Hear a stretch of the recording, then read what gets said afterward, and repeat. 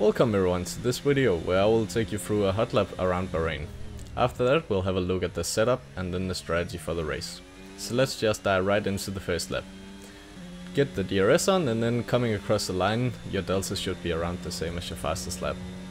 So coming into turn 1 you want to brake around just 120 meters before, and then make sure to push your throttle without doing wheel spill into turn 2. I did a horrible job in turn 1, so I will show you another one after this lap.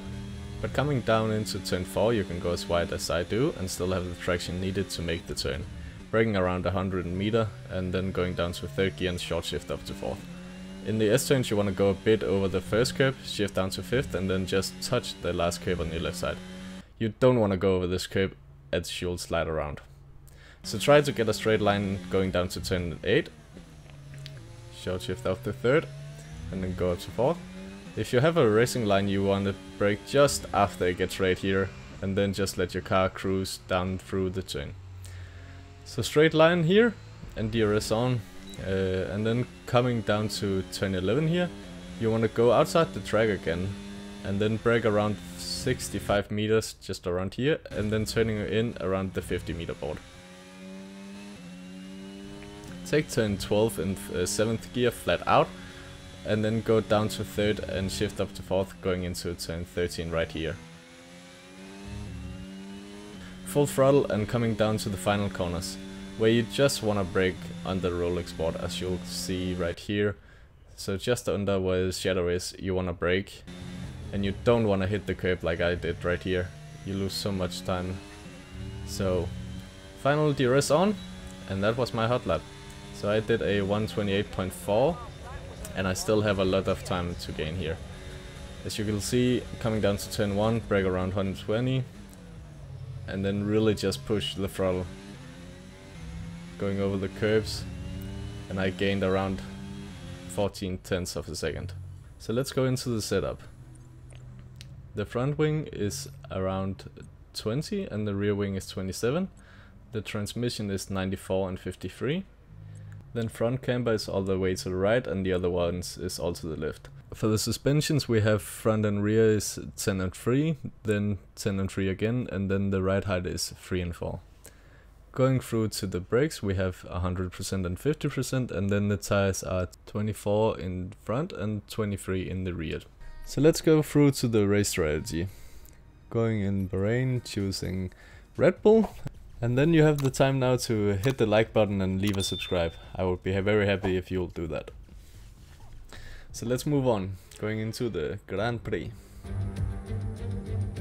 It's race day and our drivers are all out on the grid performing their final checks before we get underway here at the Bahrain International Circuit.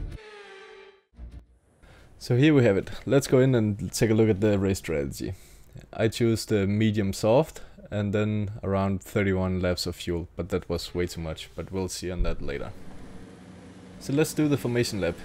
In this game you really want to get the tires up in temperature as they are starting on 70 degrees Celsius. And remember to keep distance to the AIs or people in front of you.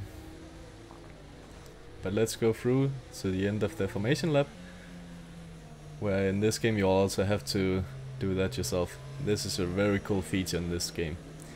So we didn't get the tires that much warmer, but we'll get the perfect start here, and then let's see what we can do. Starting P4, only 92 AI, so that was a little easy, but let's go. Getting a great start. Hamilton is trying to push me off, but that's how it is. His only pole for this year, I guess. Coming into turn 1, a bit wide because of the beginning, and the formation lap take around 2% of the tire wear. But after one lap we were around 5% tire wear, and we can see that the AI is already starting to fall behind. So 1 lap and 5% tire wear. I'll just show you where to brake into turn 1 in this race. And it's just before the racing line starts, around 130 meters, to get the perfect turn 1 when starting the race. So let's skip a bit, and then coming down to turn 4 you want to brake just when the racing line starts around the 100-meter vaults, going up to 4th, and then just do the same as in the Hotlap. Maybe go down to 4th gear instead of 5th, but yeah, almost the same. So the setup is quite similar if you're doing Hotlap and race actually. I didn't feel there was a lot of difference in there. So let's speed up again. Coming down to here, you want to go wide just in the Hotlap. I got a bit wide there, you want to go closer to the curb to hit the apex. And then here you want to make sure that you can go flat out again. Just do it in 7th gear and then just take it all the way. Don't go over the curb like I did. And then let's go move on. Brake around the roll export again. And then that was a lap when doing the race.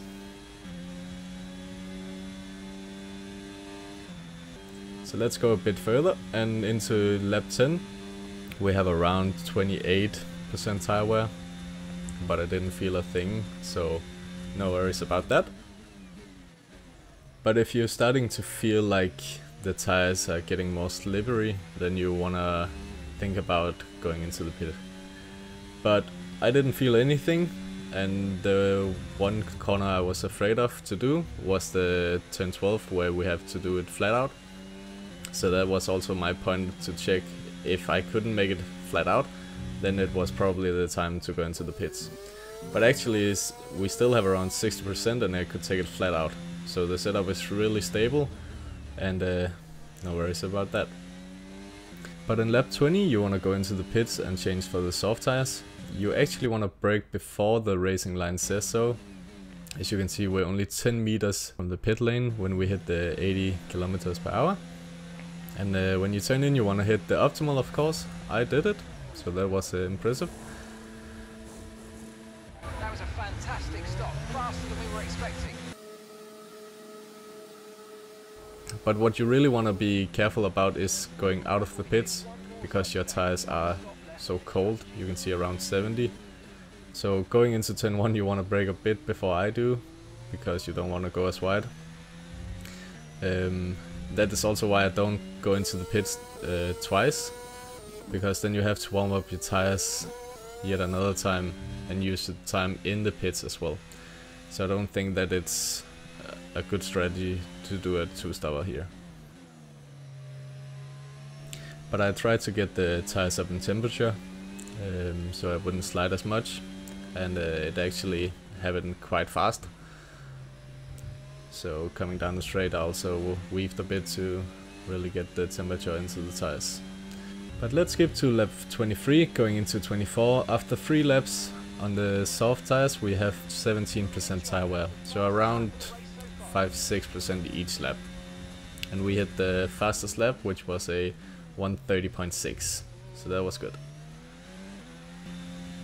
The final lap we can see we have around 50% tire wear, and the fuel was around plus 0.66 laps, so we could actually take it down quite a notch.